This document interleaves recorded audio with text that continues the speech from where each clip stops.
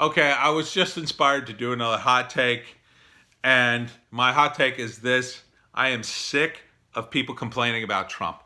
I am fucking sick of it. So many people complain about Trump to me, and I am constantly defending the guy. Constantly. And it's not because I'm a big Trump supporter. I voted libertarian. I did not vote for Trump. I didn't think he would be a good choice. I didn't think he would be a good president. I think he hasn't done too bad considering. He's a competent monster, if anything else.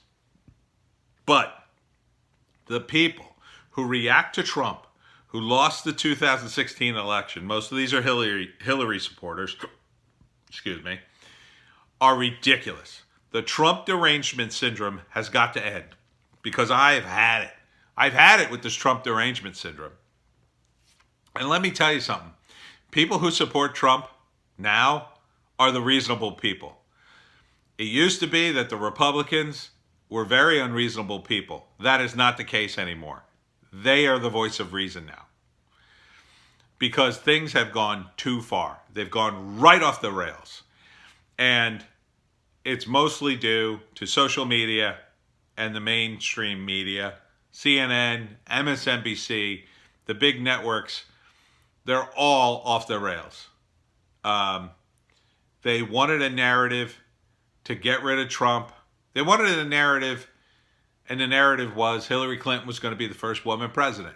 And when that didn't work, it was like a traumatic shock to the system that no one seemed to be able to deal with. And now it's going to be, or it has been for the last 3 years, we got to get rid of Trump. And that has not worked. And because that has not worked, and the Democrats refuse to give up this ridiculous crusade to impeach Trump when they could have been working for the last 4 years to build up a candidate and a platform that would have beaten him. Instead, now they have wrecked themselves. They have absolutely wrecked themselves. What is left of the Democratic Party at this point? Nothing that I can see. You got Adam Schiff. Adam Schiff has embarrassed himself so many times, and those of us without Trump derangement syndrome could see that coming a mile away. We could see it in his eyes. We could see the way he talked early on about the Mueller investigation. He was so sure, so full of himself. Now look at him. He can't stop screwing this up because he cannot believe that Donald Trump is president. Look, it was shocking to me, but I got over it. And pleasantly surprised at how decent a job he's doing. He's doing okay.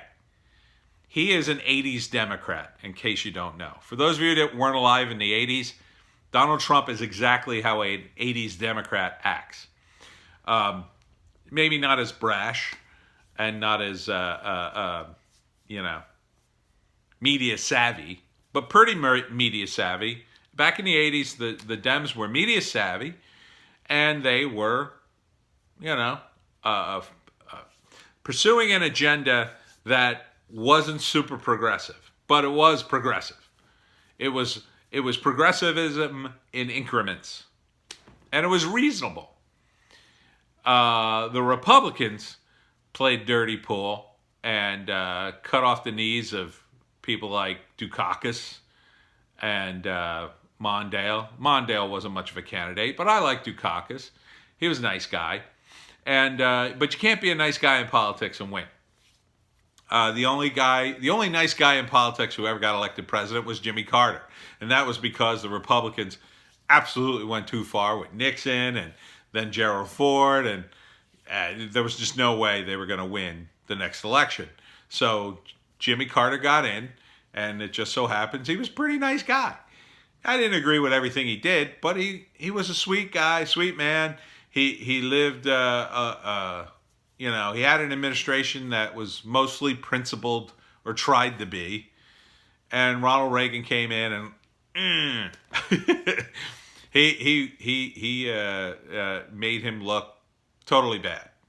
And that was wrong because I think Carter, although he made plenty of mistakes, He didn't deserve to be tarnished quite so much. But now we have Trump, and Trump, it's the opposite. They have tarnished and tarnished and tarnished him so much that anything he does looks good by comparison. Now, I'm not too upset that they've given him a lot of scrutiny. Certainly, I wish every president had as much scrutiny as Trump did. I wish Obama had had that kind of scrutiny.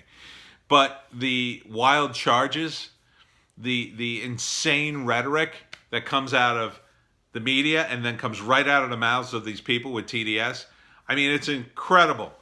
You can watch the news and then have a conversation with somebody who hates Trump, and they'll literally repeat all the talking points from the news, which is mostly DNC talking points, however they're framed. They're so desperate, so willing to do and say anything to get rid of Trump. Excuse me, got a low battery. That they are willing to wreck themselves. And I think that has trickled down into the people who support the Democratic Party, who hate Trump, and a few rhinos, a few Republicans who hate Trump too.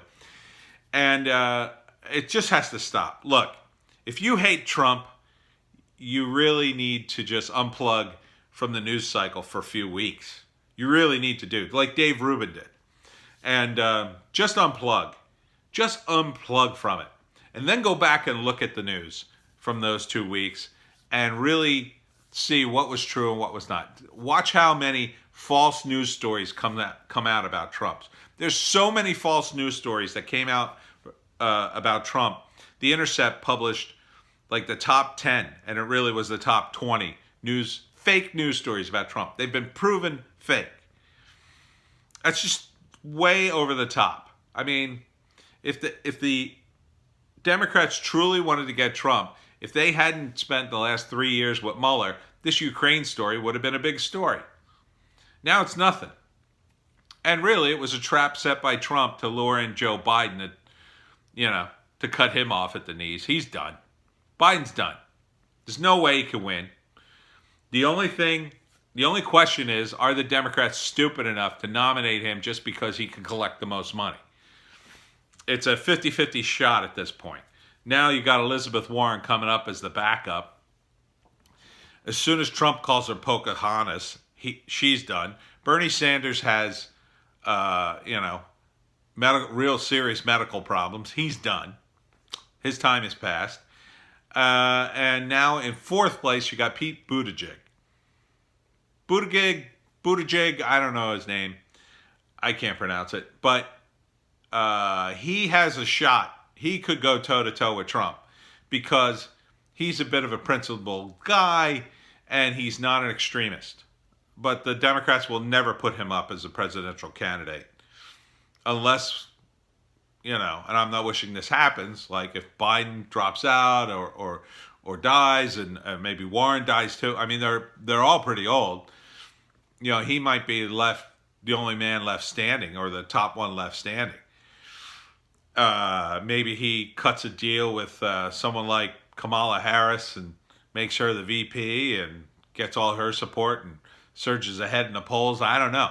But the people with Trump derangement syndrome are so desperate to get rid of Trump. They'll say anything, and they're willing to believe almost anything at this point. You could sell these people a bridge in Brooklyn just by saying, well, if you buy this bridge, Trump won't be elected president. I mean, it's that bad. If you're an anti-Trumper, you have to stop. You have to reevaluate. You lost 2016. It's over. Trump is going to run again in 2020, and he's going to win. He's going to win. At this rate, you'll be lucky to beat Pence in 2024. Mike Pence. You've got to stop. You're destroying the party, and the party's needed. Because when Trump's gone, and Trump's a fairly reasonable guy, you've got Pence. And Pence may push the whole thing right back to where it was. He may be like Bush or, more like neocon. He may be bringing in the neocons the moment Trump gets out of there. And we need a Democratic Party to push back on that. And you guys haven't been around for a long time. So get your act together. And if not, join the libertarians because we're awesome. All right, that's it.